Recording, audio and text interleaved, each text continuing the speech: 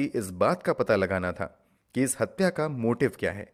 इसलिए पुलिस वाले सूचना सेठ से पूछताछ शुरू करते हैं।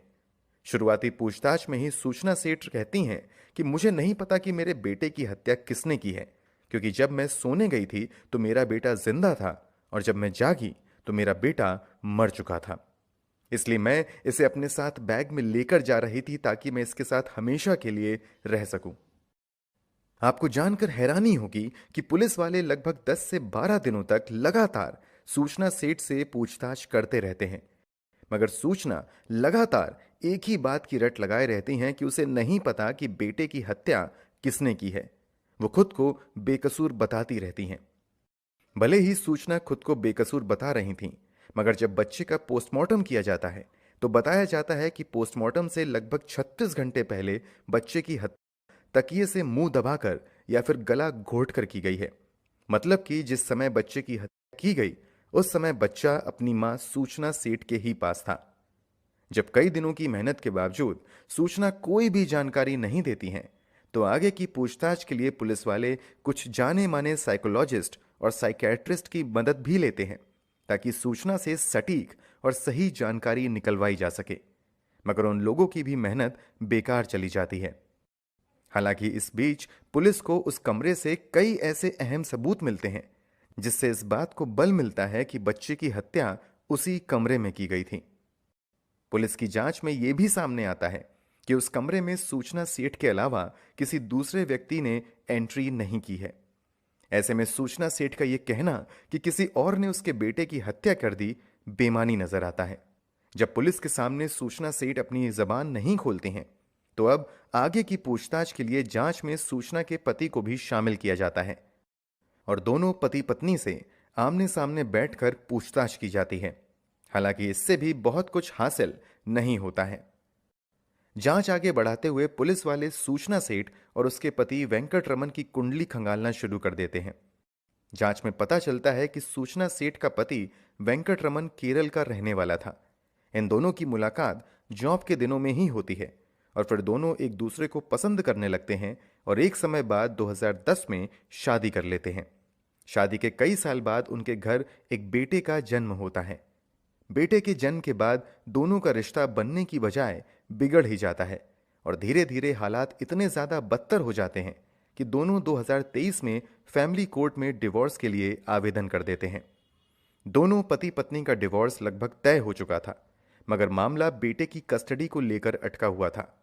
सूचना सेठ चाह रही थी कि बेटा उसके साथ रहे, जबकि वेंकट रमन चाहते थे कि बेटे की कस्टडी उन्हें मिले।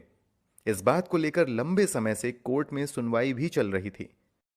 सूचना और वेंकट रमन के बीच बात इतनी ज्यादा बिगड़ चुकी थी कि सूचना वेंकट को बेटे से मिलने भी नहीं दिया करती थी।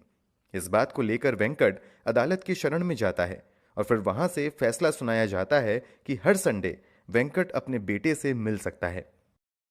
अदालत वेंकट रमन को महीने का 20,000 रुपए गुजारा भत्ता के रूप में सूचना सेठ को देने का आदेश देता है। इस फैसले के बाद काफी समय बाद 10 दिसंबर 2023 को वेंकट रमन अपने बेटे से मुलाकात करते हैं, मगर इसके बाद 4-5 संडे यूं ही निकल जाते हैं और वेंकट चाहकर भी अपने बेटे से नहीं मिल पाते हैं, क्योंकि कोई ना कोई बहाना करके सूचना अपने बेटे को लेकर बेंगलुरु से निकल जाया करती थी।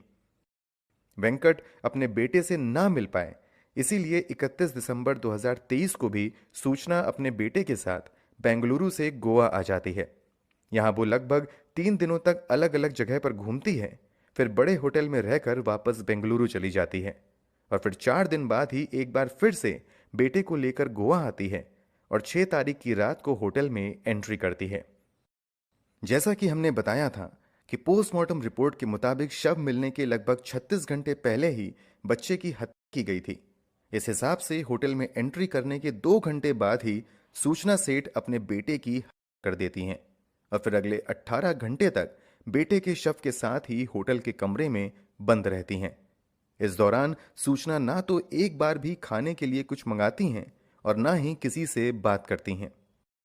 हालांकि इस बीच जब लगातार बेटे से मिलने के लिए सूचना सेठ का पति वेंकट रमन सूचना को कॉल करने की कोशिश करता रहता है, तो जवाब में सूचना एक मैसेज करती हैं कि तुम संडे को अपने बेटे से मिल सकते हो।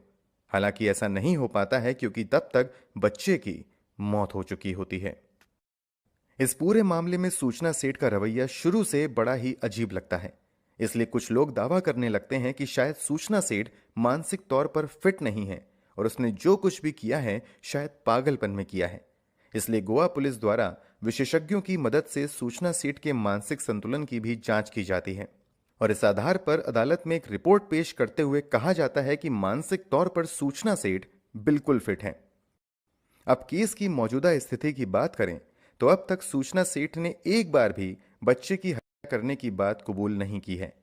इस बीच मार्च 2024 में सूचना सेठ के पिता जय सेठ ने गोवा की एक अदालत में याचिका दायर करते हुए कहा था कि सूचना सेठ की मानसिक हालत ठीक नहीं है और इसकी जांच डॉक्टर के एक पैनल से करवाई जाए और इसी आधार पर इस मुकदमे की स्थिति तय की जाए। गोवा पुलिस इस मांग का विरोध करती रही। इसके बावजूद 4 मार्च 2024 को गोवा की स्थानीय अदालत ने सूचना सेठ की मानसिक स्थिति की जांच के लिए पैनल गठित करने का आदेश दे दिया है। अब आगे डॉक्टर की ये टीम जो भी रिपोर्ट पेश करेगी, इस आधार पर सूचना सेठ का भविष्य तय होगा। वैसे कुछ लोगों का यह भी कहना है कि सूचना सेठ एक हाईली क्वालिफाइड इंटेलिजेंट महिला है, इसलिए उसे पता है कि कैसे बचा जा सकता है, इसीलिए वो नाटक कर रही हैं। अब सच्चाई क्या है वह तो इन्होंने अपनी शुरुआती पढ़ाई कोलकाता से की थी। आगे चलकर इन्होंने आर्टिफिशियल इंटेलिजेंस और कंप्यूटर के क्षेत्र में अपना करियर बनाने का फैसला किया। ये पेशे से एक एआई एथिक्स एक्सपर्ट और डेटा साइंटिस्ट हैं। सूचना सेठ 100 brilliant women in AI ethics list में भी शामिल रही हैं। इसके अलावा इन्होंने हार्वर्ड यूनिवर्सिटी से फेलोशिप भी किया है। इतना ही नहीं, ये रमन रिसर्च इंस्टीट्यूट में भी रिसर्च फेलो रह चुकी हैं। सूचना के नाम नेचुरल लैंग्वेज प्रोसेसिंग के पेटेंट भी हैं। एक्सपर्ट्स की माने तो अगर सूचना सेठ मानसिक तौर पर बीमार पाई जाती हैं तो बेटे की